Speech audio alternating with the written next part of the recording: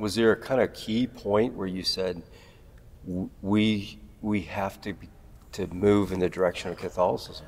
You know, kind of as a missionary wife, pastor wife, when he would travel to different churches, I would have to think, okay, what's the theology of this church so that if somebody asks me a question, I don't scandalize somebody.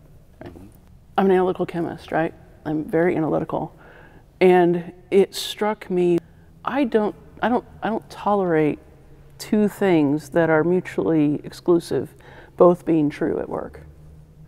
It's not something that can happen. That's logically not possible.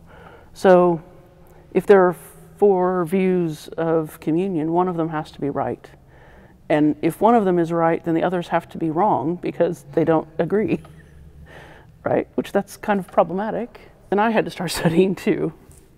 As we were digging into this, I wanted to debunk transubstantiation, first of all, because I was sure that that was a medieval made-up concept to fool the masses. And so I was like, okay, I got to look for what did the church say about communion before Thomas Aquinas, because Thomas Aquinas came up with that word, and so we'll just ignore him and go further back than him.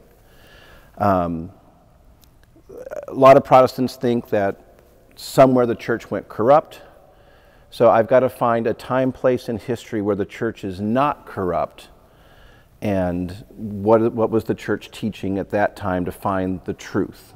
As I go further and further back into the writings of the early Christians, I'm finding them talking about that the bread and the wine are the body, blood, soul, and divinity of Christ.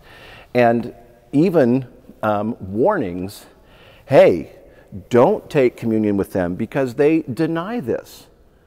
And I'm like, well, that's what Protestants do, is we deny this. And St. Polycarp, no, I want you to have something to do with me. I'm reading about Polycarp, and everyone, most historians will say Polycarp was a disciple of John.